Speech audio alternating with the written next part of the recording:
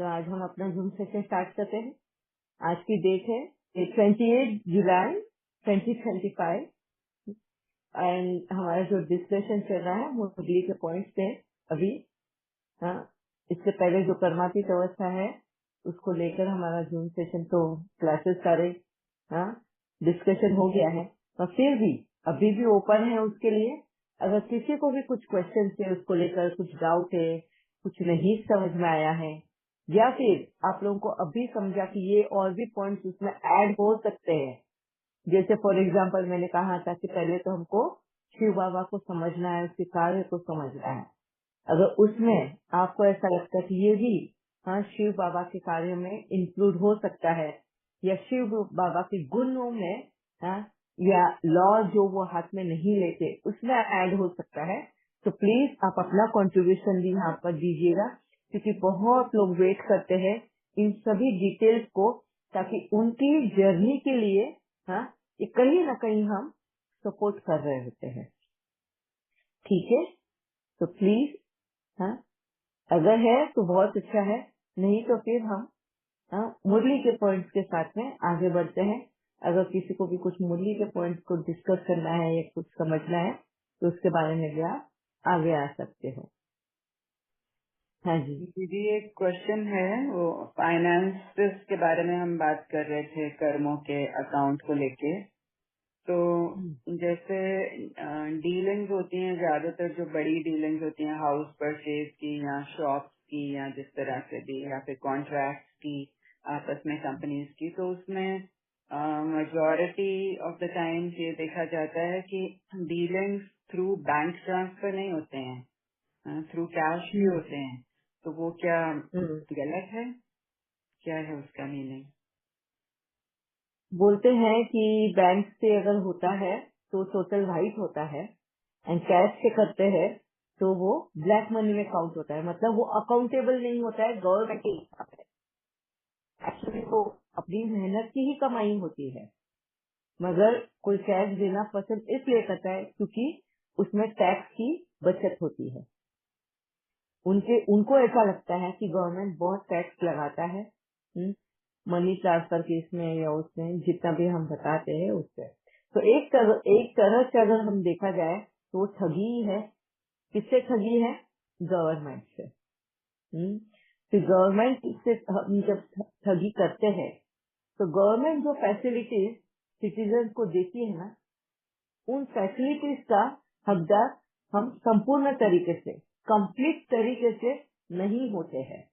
और ऐसा उस वक्त हमें वो महसूस होता है जब हमें बहुत ज्यादा उन फैसिलिटीज की जरूरत हो, और उस वक्त हमें वो हेल्प नहीं मिलती।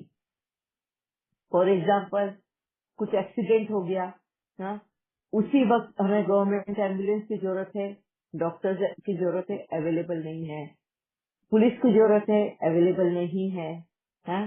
बाढ़ आई है, हमें हमारे घर में पानी घुस गया है, खाने के लिए सामान चाहिए है, आस पास पड़ोस में खाना पहुंच रहा है, हमें मिल नहीं रहा है। तो ये वो है गवर्नमेंट फैसिलिटी जो हमें वक्त पे, इमरजेंसी के वक्त में हाँ जब हमें सबसे ज्यादा जरूरत होती है उस वक्त गवर्नमेंट खड़ी होती है।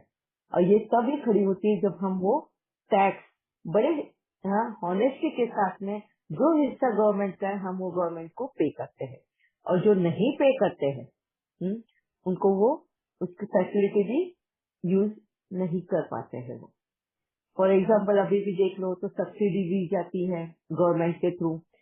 लेडीज के लिए बहुत सारे उन्होंने अभी ये निकाले हैं, स्कीम्स निकाली है, ताकि वो सेल्फ इंडिपेंडेंट हो जाए, अपने पैरों पे खड़ी हो, अपनी ना स्वाभिमान के साथ जिए।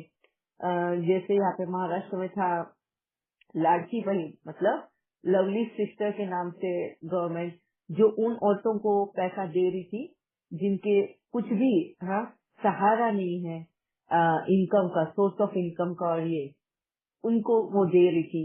या फिर घर दे रही है अभी ऑल ओवर इंडिया में, जिनके पास घर नहीं है रहने के लिए, फुटपाथ पे रह रहे हैं या उनके पास बिल्कुल भी कुछ भी नहीं है, सहारा ही नहीं है, ऐसे लोगों को गवर्नमेंट हाउसेस दे रही है।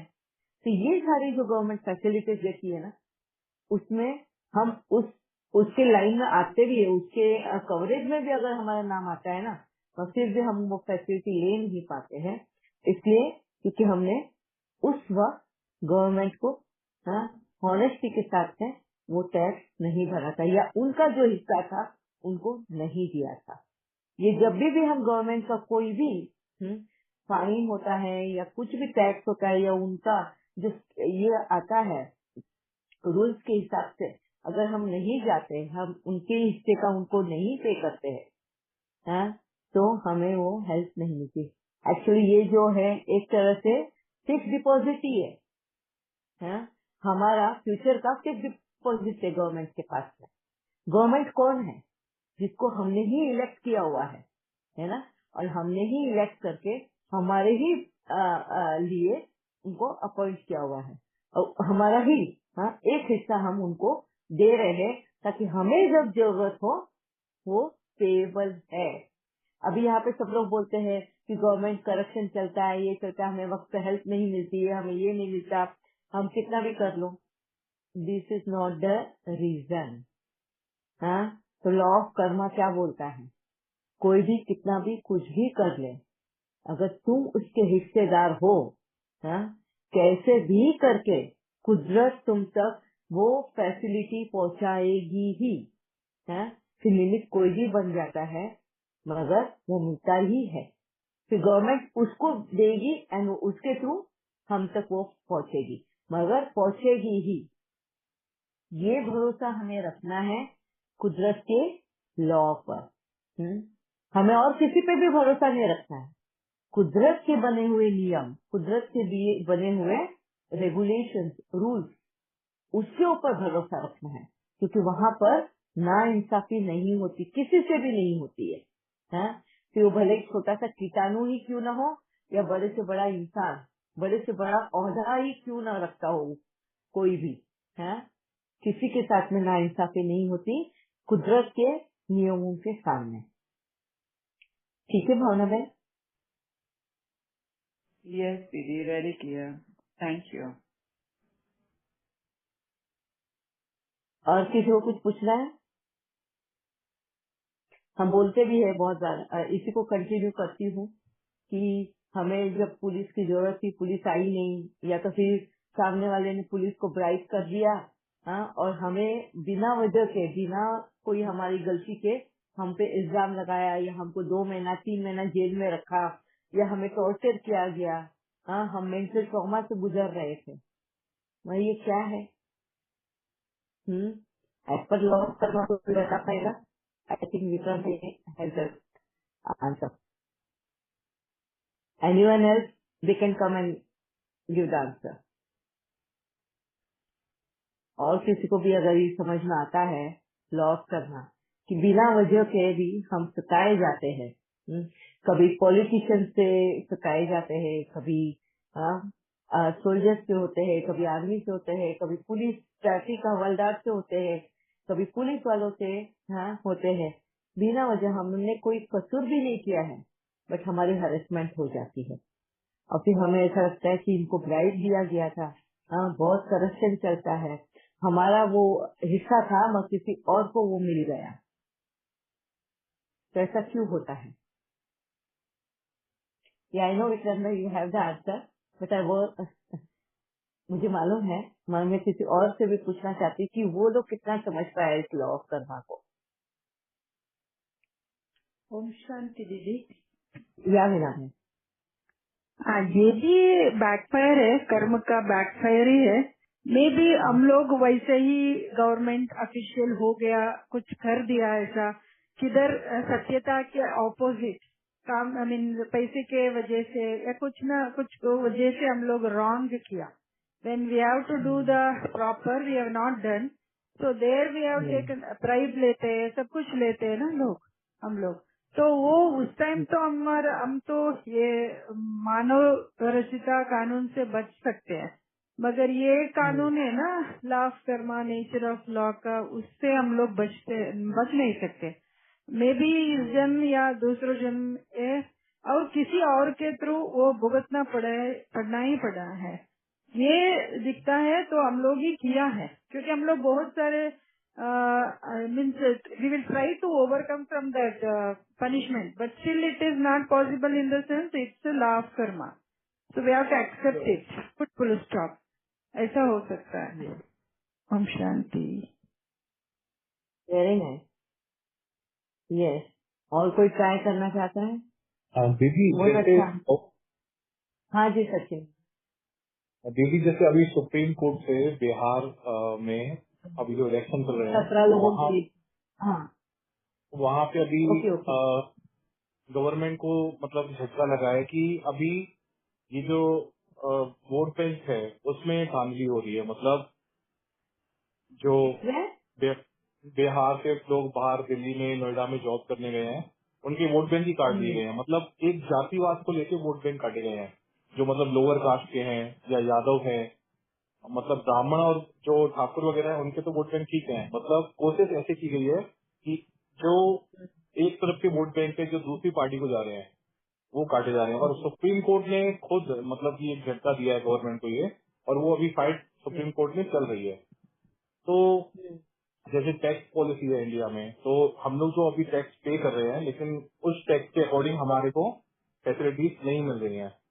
मतलब हम लोग अगर एक C&F फैक्ट्री से C&F पे जो कुछ भी माल आता है वो आता है तो उस पर जो हम लोग टैक्स पे कर रहे हैं, फिर वहां से जो स्टॉकिस्ट पे आ रहा है वो भी एक टैक्स बहुत ज्यादा पे हो रहा है. फिर स्टॉकिस्ट पे जो रिटेलर पे आ रहा है. आपकी आवाज गई सचिन भाई. वो गवर्नमेंट की कुछ ढीली करके बैठी हुई है ताकि वो जो राशन वाले हैं वो लोग टैक्स नहीं देते हैं. और हम लोग कुछ भी मार्केट में ऐसे परचेज करने जाते हैं रिटेल में तो उस पर हम लोग टैक्स पे नहीं करते. और जो लोग छोटी सिटी के हैं रूरल एरिया से, वो जो एक मेट्रोपॉलिटन सिटी से जो सामान लेके आते हैं वो भी पूरा टैक्स बचाते ही उसमें से प्रॉफिट कमाते हैं. अगर हम लोग ईमानदारी पर आ जाएं और प्रॉपर टैक्स पे करें तो हमारा जो प्रॉफिटेबिलिटी होगी वो हमारे हाथ में कुछ भी ज्यादा नहीं आएगा. क्योंकि एफर्ट तो हमारे ज्यादा हो जाएंगे लेकिन हमारे पास बचेगा कुछ भी नहीं. क्योंकि टैक्स सिस्टम ही गलत है यहाँ गवर्नमेंट से. और जैसे यूके में हम लोग टैक्स पे करते हैं, अब यूएई है जैसे दुबई गल्फ कंट्रीज है, तो यहाँ पे टैक्स फ्री कंट्रीज है.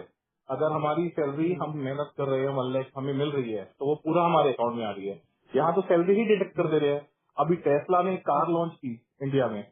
वैसे तो उनको परमिशन ही नहीं दे रहे थे क्योंकि उन्होंने जो टाइप और एवेंचर था उसमें 50% से ज्यादा टैक्स लेना चाहती थी इंडियन गवर्नमेंट.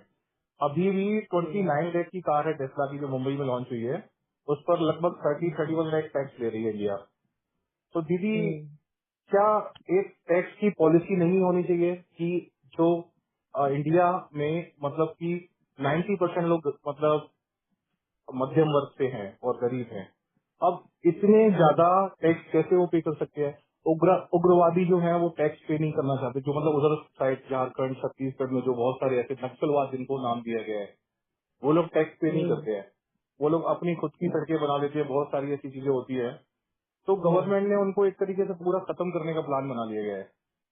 और तो दीदी जो इंडियन गवर्नमेंट इतने टैक्स ले रही है, क्या इंडिया उस पोजीशन पे पहुंच चुका है कि हम इतना टैक्स पे करें? क्या मतलब टैक्स पर कोई लिमिटेशन नहीं होनी चाहिए, कोई बाउंडेशन नहीं होनी चाहिए कि सचिन हम इतना भाई, टैक्स? जब हम क्वेश्चन रेज करते हैं ना, हम जब ये टैक्स के लिए या गवर्नमेंट इतना टैक्स खाती है या इसका टैक्स खाती है, जब हम क्वेश्चन तभी रेज करें जब हमें कंप्लीट उसका नॉलेज हो, है ना. तब तक नहीं रेज करना चाहिए. मेरा तो ये कहना है. अभी मेरी फाइनेंस बैकग्राउंड से ही हूँ, सब इससे हूँ, और मुझे पता है कि गवर्नमेंट किस तरह से टैक्स पे करने लगाती है और कहाँ हमें रिडम्पशन देती है, कहाँ हमें वापिस से रिटर्न करती है. अब मैं मेरा ही बताती हूँ एग्जांपल देकर कि मैं भी मेरा बिजनेस चलाती हूँ.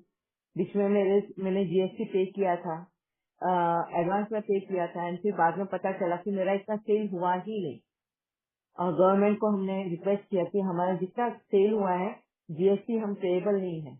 गवर्नमेंट ने नेक्स्ट मोमेंट में इमीडिएटली हमें वो रिटर्न बैक किया है. ये मेरा अनुभव है. हाँ, दूसरा अनुभव मैं आपको बताती हूँ. मेरा बेटा जॉब करता था.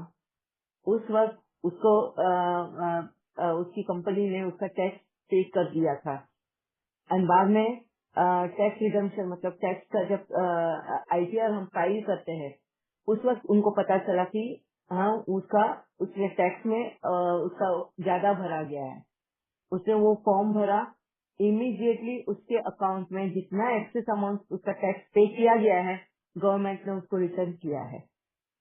ये हमारे एक्सपीरियंसेस है। क्या उसका आईटीआर मतलब उसका सैलरी डिडक्ट हुआ था टैक्स का, जो ज्यादा अमाउंट में टैक्स उसका सैलरी डिडक्ट हुआ था। जैसे ही मालूम पड़ा वो हमने उसको फाइल किया और टैक्स डिपार्टमेंट में रिटर्न किया वो अमाउंट, हमारा जीएसटी वालों ने हमारा रिटर्न किया अमाउंट। ये हमारा एक्सपीरियंस है विद द गवर्नमेंट। अगर हम ईमानदार है, गवर्नमेंट कौन है? हम ही हैं, हमने ही उनको चूज करके लाया है। हमें सबसे पहले तो टैक्स के बारे में सब जानकारी रखनी है। दुनिया बोलती है उस हिसाब से हमने उतना ही अधूरा सोचना एंड करना, वो पागलपंती हो जाएगी सचिन भाई, है ना। अगर आपको टैक्स के बारे में समझना है, जानना है, तो आप सीए वालों को पूछो, जो टैक्स क्या है, चोरी कैसे करनी वो बहुत अच्छे से समझाते हैं। मतलब उनको पता है टैक्स कहाँ कहाँ पे लग रहा है, एंड वो बताते भी हैं यहाँ पे हम कम कर सकते हैं। हाँ जैसे हाँ जी बताइए। ठीक ऐसे ही अभी जो लोन की ईएमआई वगैरह जाती है ना, कभी कभी वो उस पर पेनल्टी जो लगती है वो डिडक्ट होती है, वो बहुत ज्यादा ले लेते हैं। अभी जो तो शिक्षित है वो तो मेल करके कंपनी को वापस मंगा लेता है, जैसे कि आपने बोला कि रिटर्न लिया उनसे। लेकिन जो लोग ये नहीं अवेयर हैं उनका डिडक्ट हो जाता है, फिर वो बैठे रहते हैं, उनका तो कट गया, एक बार अमाउंट कट गया। कंपनी है दीदी जो ऐसे करके करते हैं। अभी उन पर जब एक फाइट चली, जब बातचीत चली, तो उन्होंने बोला कि आप कंपनी को मेल भेजो, आपका वो रिटर्न आ जाएगा, ऐसे करके। तो दीदी जो लोग शिक्षित हैं बहुत ज्यादा, जो ये सब जानते हैं, जो वेल नाउन है, वो तो ये सब कर सकते हैं। लेकिन बहुत सारे जो ऐसे लोग हैं वो टैक्स पे कर रहे हैं, लेकिन उनको रिटर्न कुछ भी नहीं मिल रहा है। लेकिन मेरी अभी 1 मिनट सचिन भाई, यहाँ पे मेरा ऑब्जेक्शन फिर से है। जो टैक्स पे कर रहे तो वो शिक्षित नहीं है? नहीं, शिक्षित तो है, दोनों ही सब तरह के वर्ग के शिक्षित है लोग। ना। हाँ, तो फिर शिक्षित अगर है, वो टैक्स पे कर रहे, उनको ऐसा लगा कि उन्होंने ज्यादा पे किया, तो वो ऑफिस से रिटर्न लेने के भी तो शिक्षित है ना, एजुकेटेड है ना, लेने के लिए भी ऑफिस है। हाँ, लेने के लिए एजुकेटेड है, लेकिन कई लोग दीदी नहीं कर पाते हैं। सकते हैं तो लेने के लिए भी कर पाने चाहिए। मीन्स वो खुद केयरलेस है, वो खुद मेहनत नहीं करना चाहते हैं, बस ब्लेम करना चाहते हैं, खिल्लम-खिल्ली करना चाहते हैं। अभी हमने भी किया, हमसे भी एक्सेस पेमेंट हुआ, हमने फाइल किया, हमें रिटर्न आ गया। वी आर एजुकेटेड ना। अगर मैं एजुकेटेड हूँ टैक्स पे करने के लिए, तो मैं एजुकेटेड हूँ, अगर मेरे से ज्यादा टैक्स पे किया गया है तो क्लेम करने के लिए भी, मेरा ये कहना है। हाँ, अगर जो टैक्स नहीं पे कर रहे हैं तो क्लेम भी नहीं होगा। अगर एजुकेटेड है पे करने के लिए तो फिर लेने के लिए भी एजुकेटेड है, फिर वो क्यों नहीं ऑब्जेक्शन लेते या अपना एफर्ट लेते हैं उसको करने के लिए? मेरा ये पूछना है।